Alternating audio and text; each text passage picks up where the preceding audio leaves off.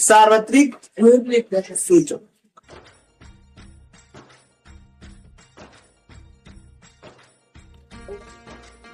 Universal indicator ये क्या होते हैं?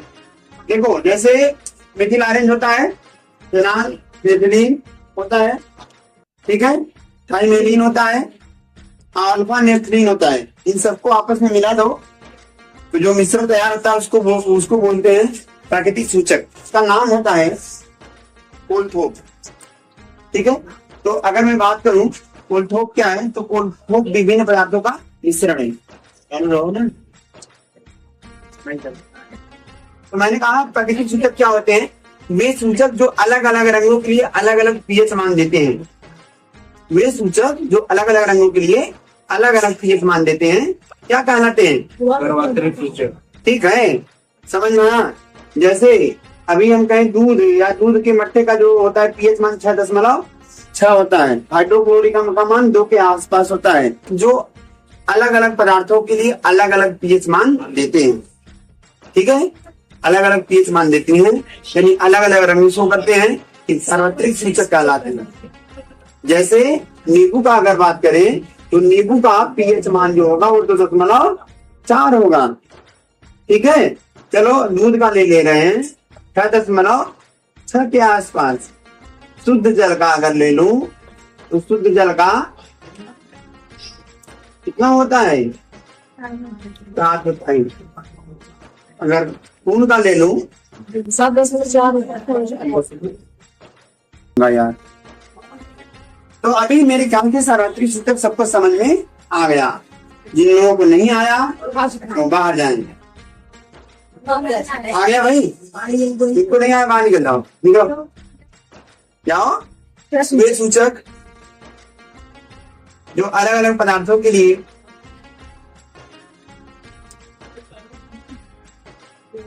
अलग अलग पीएच मान देते हैं, वे सूचक जो अलग अलग पदार्थों के लिए अलग अलग पीएच मान देते हैं या दर्शाते हैं। यूनिवर्सल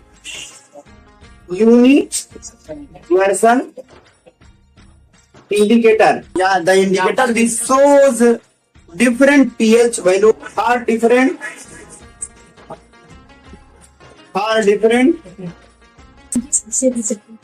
and called universal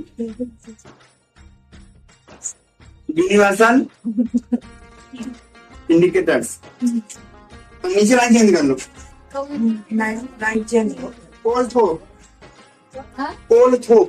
कोलथोप एक सार्वत्रिक सूचक है जो मेथिल ऑरेंज हो गया, फिनाल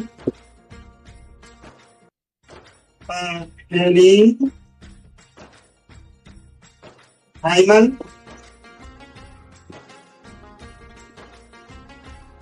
हेलिन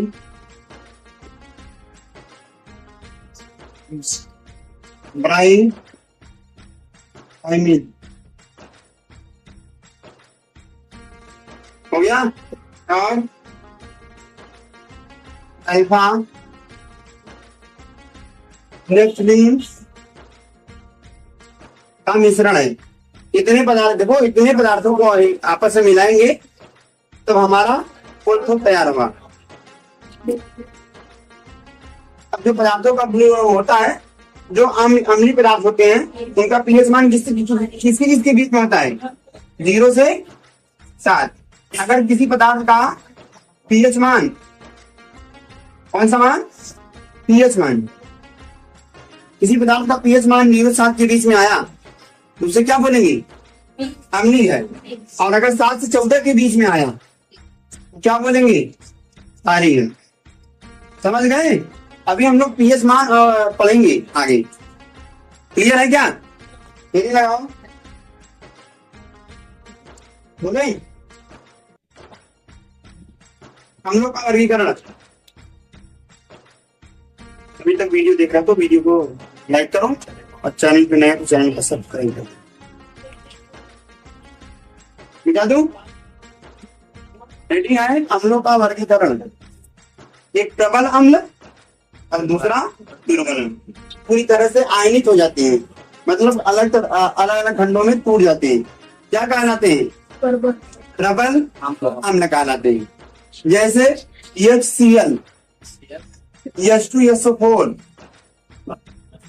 ठीक है, ऐसे बात नहीं है, CnO3, और ये सब हमारे क्या कहलाएंगे? प्रबल अम्ल। क्लियर है? वे अम्ल जो जलीय विलयन में पूरी तरह से आयनित हो जाते हैं। समझ में आया? पूरी तरह से टूट जाते हैं, ठीक, समझिए।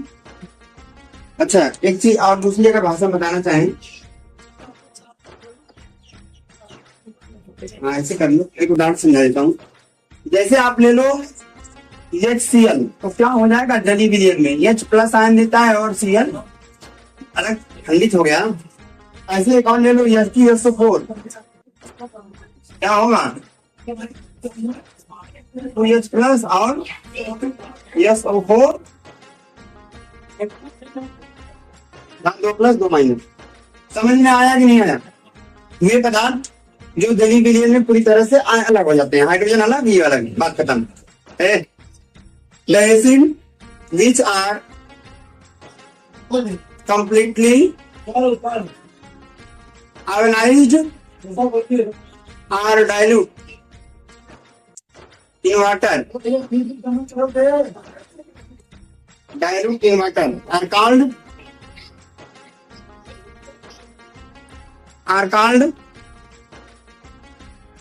what?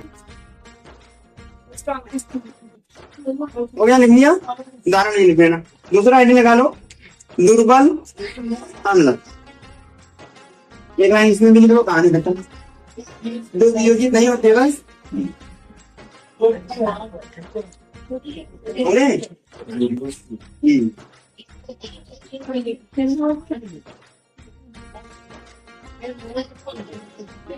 हो गया। वे पदार्थ दुर्बल अम्ल लिखो, वे पदार्थ जो जलीय विलयन में, वे पदार्थ दुर्बल अम्ल, देखो ऐसे लिख पाओगे ना, दुर्बल लिख लो, दुर्बल अम्ल। वीक एसिड, वे पदार्थ जो जलीय विलयन में मूलतः आयनित या वियोजित नहीं होते,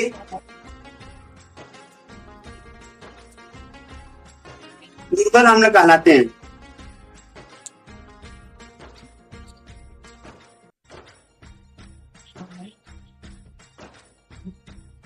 लिख लिया, दुर्बल अम्ल कहलाते हैं। जैसे लिख लो, बोले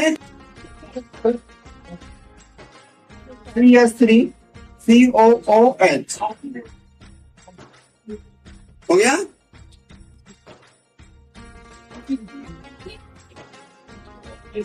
बोलो भाई, और उदाहरण क्यों नहीं याद आ रहा है? यहाँ HCl, तो ऊपर वाले में है। HCN, उसमें कहाँ है? CN, साइनाइड है, हाइड्रोजन साइनाइड, बहुत खतरनाक आते हैं, एकदम दिव्य भगवान से मिला देगा। HCOOH,